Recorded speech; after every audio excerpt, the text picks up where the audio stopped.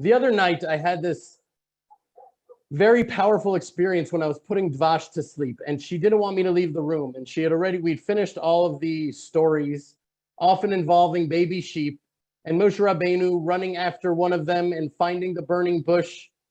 But she didn't want me to leave the room, so I stayed. And I also stayed because I didn't want to leave either. I would miss her too. And fortunately, I pulled out my phone and recorded this exchange that I had with her that I just wanted to share with you. Yes. Abba. Yes, Dvash. Abba. Yes. Abba. Yes, Dvash. Abba. Yes. Abba. Yes, Dvash. Abba. Yes. Abba. Yes. Abba. It goes Yeah. on. Were you guys able to hear that? Give me a thumbs up. So, because, very often parents, I think we take things for granted. It happens to all of us, but for some reason, Hashem has blessed me, maybe because of my advanced age when Dvash was gifted to us and entrusted to us. But Hashem has blessed me that it happens to me a lot less than I would imagine otherwise that it would.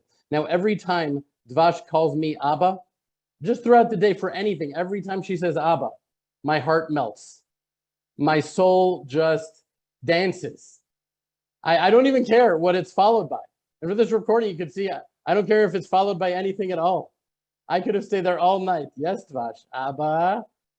Every time she says Abba, my heart is just so filled with love for her. And I really believe it's the same with Hashem. That's perhaps why he gave those of us at least who have been blessed with the experience of being parents in the world, so we can possibly come close to scratching the surface of fathoming his love for us. Hashem just wants us to call out to him with a simple, pure heart. We don't need to know all of the right liturgy. We don't need to know the right language. We don't need to know all the prayers. We just need to be able to call out to Hashem from the deepest place, which is not easy to do, at least not for me. I don't know why it seems like it should be, but it's not.